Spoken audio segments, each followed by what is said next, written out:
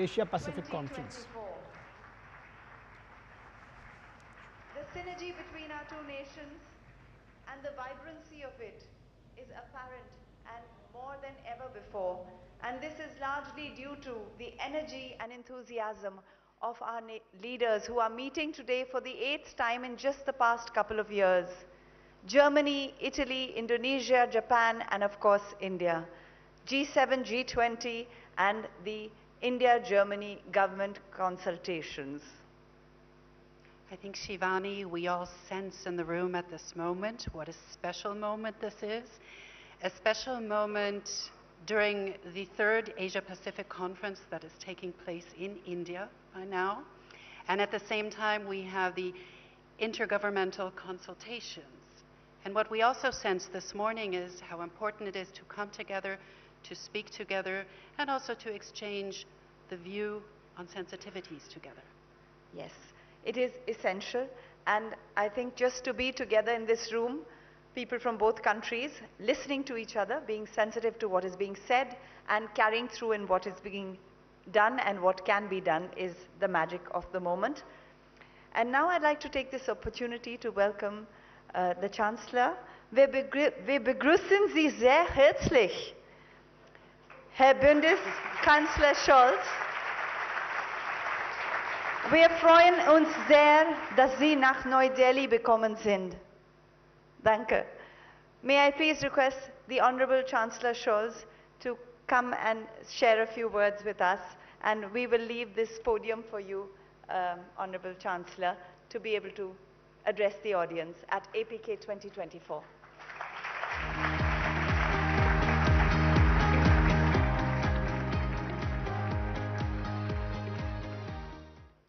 Prime Minister Modi, Ministers, Mr. Bush, distinguished friends and guests of the Asia-Pacific Conference of German Business. A few days ago, economists Darren Acemoglu, Simon Johnson, and James Robinson were awarded the so-called Nobel Prize in Economic Sciences. They received this prestigious accolade for their work on how democracies and democratic institutions spurs prosperity and economic growth. I think it's important that they all worked on this and wrote a lot of letters and text on this question. And Simon Johnson added in a recent interview that true, genuine, inclusive democracy matters very clearly when it comes to economic success. The organizers of this year's Asia-Pacific Conference of German Business probably didn't foresee the decisions by the Royal Swedish Academy. But by inviting us to India, you had the right instinct. Today, we are meeting in the world's biggest democracy, the fastest growing major economy in the world with the most rapidly expanding renewable energy sector of any major economy. A country at the heart of the world's most dynamic region, the Asia-Pacific. In a nutshell, the Asia-Pacific Conference has come to the right place at the right time. Prime Minister Modi, thank you very much for your kind hospitality, and thanks also to our co-hosts Robert Habeck and Roland Busch, and of course to you, Minister Goyal, for organizing this conference.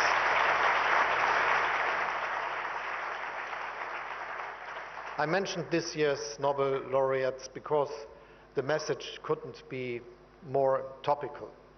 Not only do many democracies face pressure from within, from populists and extremists who peddle simplistic solutions to highly complex problems.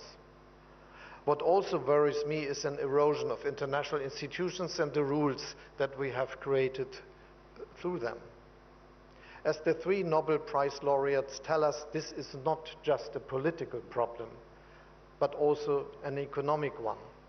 Because a world where reliable institutions and common rules erode is a more unstable world, a less prosperous world, a poorer world. The world of the 21st century is something where progress is a question we have to work for. But in a multipolar world, there is no global policeman, no single watchdog monitoring our common rules and institutions. Each and every one of us is called upon to defend and uphold them. If Russia was to succeed with its illegal, brutal war against Ukraine, there would be repercussions far beyond Europe's borders. Such an outcome would endanger global security and prosperity as a whole. The Middle East remains another constant source of tension and a stark reminder of the human cost of division and the world's inability to reach political solutions. The Korean Peninsula, the South and East China Sea all remain flashpoints of potential conflicts, even though we all hope that these conflicts can be contained. So my first message to all of you today is this: let us do whatever we can to bring about political solutions to these conflicts, solutions that are based on international law and the principles of the UN Charter. This is not only an ethical and political obligation. It is also imperative if we want to safeguard prosperity and trade and economic cooperation. We need to match words with deeds. The visit of a German frigate to India, as well as to Japan, Korea, and Southeast Asian countries, underlines our commitment to open seas and international law. At our intergovernmental consultations with India, we also want to deepen our cooperation on defense and agree to bring our militaries closer together. Our overall message is clear: we need more cooperation, not less. Globalization has been and remains a tremendous success story for all of our nations. Around 1 billion people in developing and middle-income countries alone have joined the middle class thanks to global value chains, cross-border investments, and economic cooperation. Many countries in the Asia-Pacific region are perfect examples here. This is why I keep telling the proponents of deglobalization and decoupling, or whatever the protectionists' policies are being called these days, let's be careful. In the short term, those concepts may sound tempting, but ultimately they lead to weaker growth, higher prices, lower global prosperity, and less competition, which in turn means less innovation. We need to take a different approach, one that I would like to call being open without being naive. Yes, we must avoid one-sided dependencies, particularly in areas of strategic important critical raw materials and certain technologies, for instance. But for us, de-risking doesn't mean less trade or less openness. For us, de-risking means diversification. And this diversification is happening. Look at how German-Indian business relations have developed in recent years. Relations that benefit both sides. Every week an aircraft from the Airbus A320 family is being delivered from my hometown, Hamburg, to India's booming airlines. And for Germany's Lufthansa, India has become the most important growth market in Asia. 50% of passenger wagons of Indian railways are based on a design by Linke Hofmann Busch, designed in Germany, made in India. Most of the train brakes are made by Knorr-Bremse, all of them produced in India. German cars dominate the Indian premium market and ramp up local manufacturing, creating thousands of jobs. In return, the modern software in a Mercedes-Benz vehicle comes from Bengaluru. And you, Mr. Bush, recently wrote in an article that Siemens is seeking to take industrial AI to the next level with the help of talent based here in India. Opportunities abound for both sides.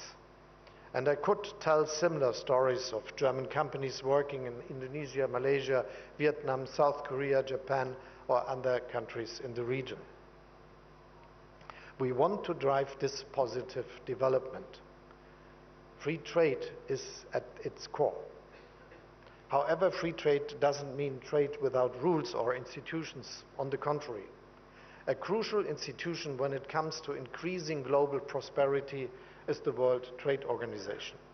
All of us are better off when its principles are respected again and we don't lash out on each other with tariffs. I'm personally committed to achieving this. On the one hand, this means restoring the legal system for setting trade disputes. And on the other hand, China, now an industrial giant, should give up the special treatment it has received as a developing country. Together, these steps can lead us to finally lifting the blockade at the WTO, a blockade which is a danger to free and fair trade. Countries of your region understand that. The comprehensive and progressive agreement for Trans-Pacific Partnership is an impressive commitment to free and fair trade. This agreement has spurred the European Union's own free trade ambitions with regard to the Indo-Pacific. Our existing agreements with Japan, South Korea, Vietnam, Singapore and New Zealand are a testimony to this. But we need to be more ambitious. We very much welcome the European Commission's finally resuming free trade negotiations with the Philippines and Thailand, and it is working towards resuming talks with Malaysia. We want to see the ongoing negotiations between the EU and Indonesia finalized and the negotiations between the EU and Australia resumed as soon as possible. And of course, we want a free trade agreement between the EU and India. My government is pushing for swift progress and rapid conclusions, and I'm sure that if we work together on this, Prime Minister, this could happen in months rather than years.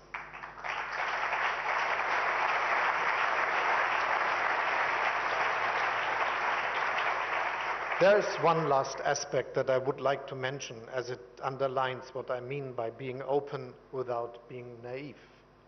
Only a few days ago, the German government agreed on a strategy to attract skilled Indian employees to Germany. Even today, Indians are the largest group of foreign students at our universities. Last year alone, the number of Indians working in Germany grew by 23,000. Their talent is a welcome addition to our labor market. And let me add, we don't just welcome talent from India to work in Germany, but from all of your countries.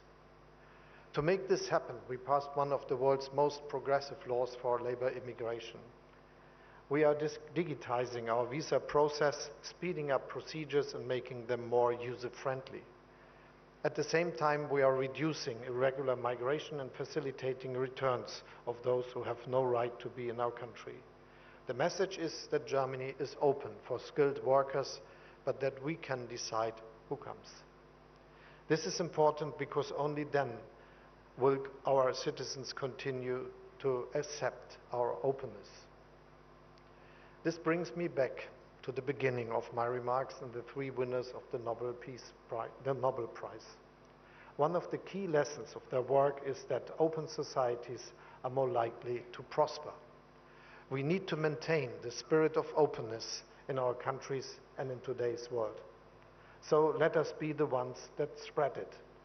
Thank you very much.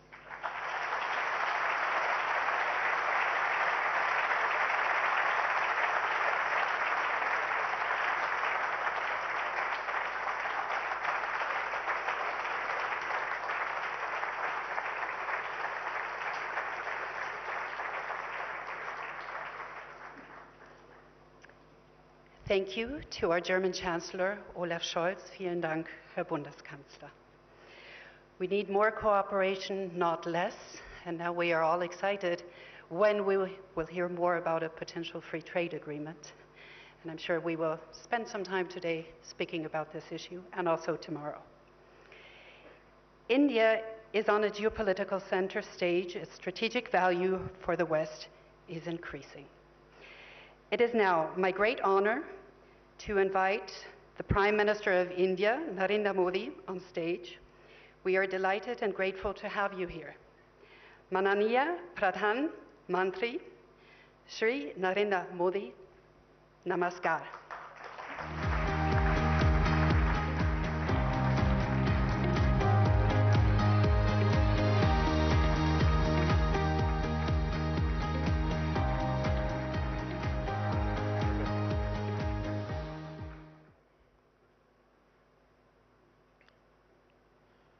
Excellency, Chancellor Scholz, Vice Chancellor Dr. Robert Habeck, Bharat सरकार के मंत्रीगण, Asia Pacific committee of German business के chairman doctor Bush, Bharat, Germany और Indo Pacific देशों के industry leaders, देवी और सज्जनों, नमस्कार, गुटन टाग। साथियों, आज का दिन बहुत विशेष है। मेरे मित्र चांसलर शोल्ज चौथी बार भारत आए हैं।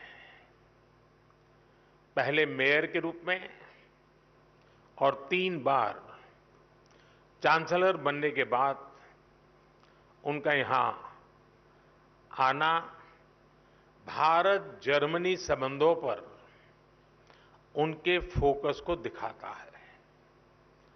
12 साल के बाद भारत में Asia Pacific conference of German business का आयोजन हो रहा है।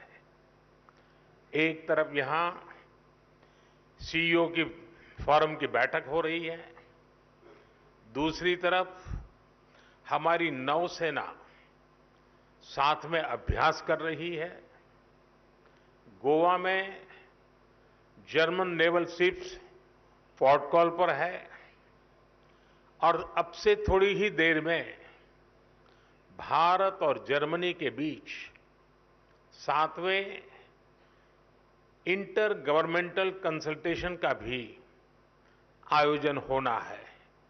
यानी हर कदम, हर मोर्चे पर भारत और जर्मनी की दोस्ती गहरी हो रही है। साथियों, ये साल भारत जर्मनी स्ट्रैटेजिक पार्टनरशिप का 25वां वर्ष है। अब आने वाले 25 वर्ष इस पार्टनरशिप को नई बुलंदी देने वाले हैं। हमने आने वाले 25 वर्षों में विकसित भारत का एक रोड मैप बनाया है।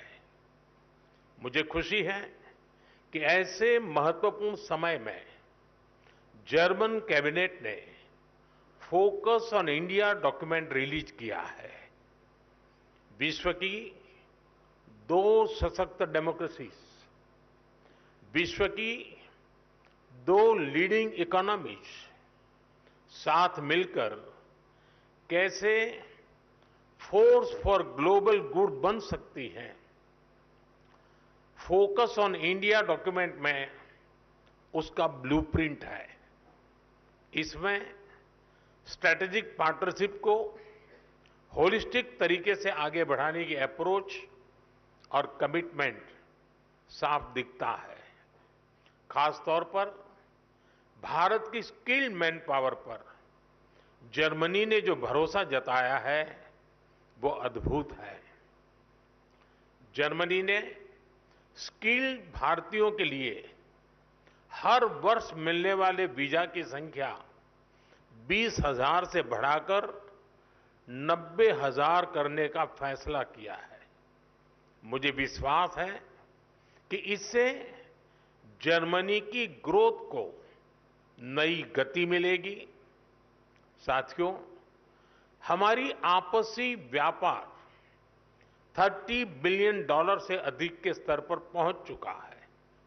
आज एक तरफ सैकड़ों जर्मन कंपनियां भारत में हैं, तो वहीं भारतीय कंपनियां भी तेजी से जर्मनी में अपनी प्रेजेंस बढ़ा रही हैं। आज भारत डाइवर्सिफिकेशन और डी रिस्किंग का सबसे बड़ा केंद्र बनता जा रहा है। भारत ग्लोबल ट्रेड और मैन्युफैक्चरिंग का भी हब बन रहा है। ऐसे में आपके लिए make in India, make for the world का ये सबसे उपयुक्त समय है। साथियों, ईयू और एशिया पैसिफिक क्षेत्र के बीच संबंध मजबूत करने में एशिया पैसिफिक कॉन्फ्रेंस का महत्वपूर्ण रोल रहा है। लेकिन मैं इस मंच को सिर्फ ट्रेड और इन्वेस्टमेंट के सीमित दायरे में ही नहीं देखता हूं।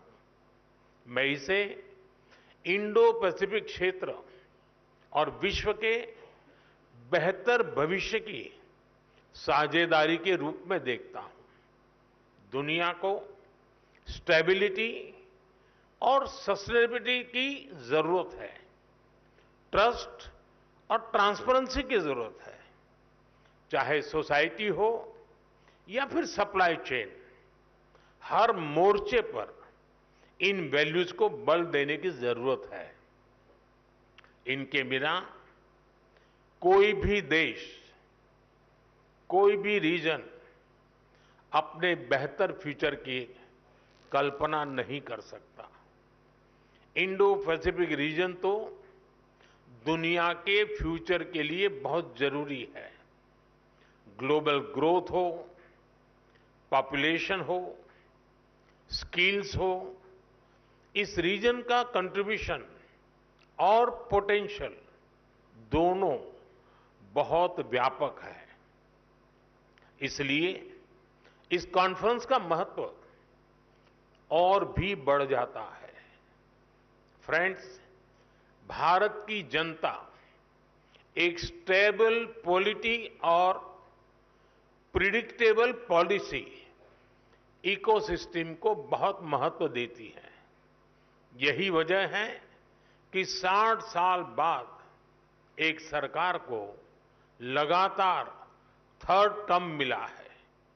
भारत की जनता का ये ट्रस्ट बीते एक दशक में रिफॉर्म, परफॉर्म, ट्रांसफॉर्म वाली गवर्नेंस के कारण मजबूत हुआ है। जब देश का सामान्य नागरिक ये सोच रहा है, तब आप जैसे बिजनेस के लिए, आप जैसे इन्वेस्टर्स के लिए भारत से बेहतर स्थान क्या हो सकता है। साथियों, आज भारत डेमोक्रेसी, डेमोग्राफी, डिमांड और डेटा, इसके 4 मजबूत पिलर्स पर खड़ा है।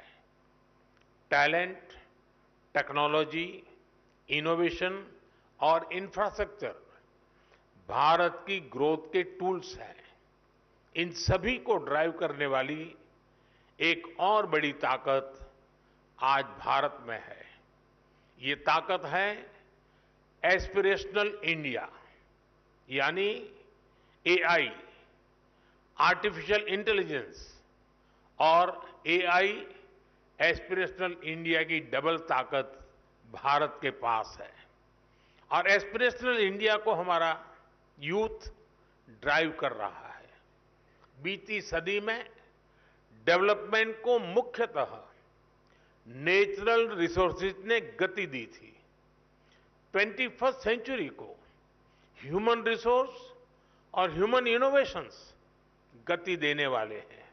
इसलिए भारत अपने यूथ की स्किल्स और टेक्नोलॉजी के डेमोक्रेटाइजेशन पर बहुत फोकस कर रहा है। साथियों, भारत भविष्य की दुनिया की जरूरतों के लिए आज काम कर रहा है। हमारा मिशन एआई हो, हमारा सेमीकंडक्टर मिशन हो, मिशन क्वांटम हो, मिशन ग्रीन हाइड्रोजन हो, स्पेस टेक्नोलॉजी से जुड़े मिशन हो, डिजिटल इंडिया का मिशन हो, इन सभी का लक्ष्य दुनिया के लिए बेहतरीन और विश्वसनीय समाधान देना है। आप सभी साथियों के लिए इन क्षेत्रों में इन्वेस्टमेंट्स और कोलैबोरेशंस की अनेक संभावनाएं हैं। साथियों, भारत हर इनोवेशन को एक शानदार प्लेटफॉर्म और बेहतरीन इंफ्रास्ट्रक्चर देने के लिए कमिटेड है। हमारा डिजिटल पब्लिक इंफ्रास्ट्रक्चर, नए स्टार्टअप्स और इंडस्ट्री 4.0 के लिए अनंत संभावनाओं के द्वार खोल रहा है। आज भारत अपने फिजिकल इंफ्रास्ट्रक्चर को पूरी तरह से ट्रांसफॉर्म करने में जुटा है। रेल, रोड, एयरपोर्ट और पोर्ट में रिकॉर्ड इन्वेस्टमेंट किया जा रहा है। इसमें जर्मन और इंडो पैसिफिक रीजन की कंपनियों के लिए अनेक संभावनाएं हैं। मुझे खुशी है कि रिन्यूएबल एनर्जी को लेकर भारत और जर्मनी मिलकर काम कर रहे हैं। पिछले महीने ही गुजरात में जर्मनी के साथ मिलकर चौथा global renewable energy investors meet आयोजित किया गया है। ग्लोबल लेवल पर रिन्यूएबल एनर्जी में निवेश के लिए भारत जर्मनी प्लेटफॉर्म भी लॉन्च किया गया है। मुझे उम्मीद है कि ग्रीन हाइड्रोजन इकोसिस्टम की जो संभावनाएं भारत ने बनाई है, उसका फायदा भी आप जरूर उठाएंगे। साथियों, भारत की ग्रोथ स्टोरी से जुड़ने का यही समय है, सही समय है, जब भारत का डायनेमिज्म और जर्मनी का प्रिसिशन मिलता है, जब जर्मनी की इंजीनियरिंग और भारत का इनोवेशन मिलता है, जब जर्मनी की टेक्नोलॉजी और भारत का टैलेंट मिलता है, तब इंडो पैसिफिक के साथ साथ पूरी दुनिया का बेहतर भविष्य तय होता है। साथियों, आप बिजनेस वर्ल्ड से जुड़े हैं। आपका तो मंत्र होता है, when we meet we mean business. लेकिन भारत आना सिर्फ बिजनेस ही नहीं होता। भारत के कल्चर, कुजीन और शॉपिंग को आपने समय नहीं दिया तो आप बहुत कुछ मिस करेंगे। मैं आपको विश्वास दिलाता हूं, you will be happy and back home your family will be happier. ये कॉन्फ्रेंस और भारत में आपका स्टे दोनों मंगल हो, इसी कामना के साथ आप सभी का बहुत बहुत धन्यवाद। Thank you.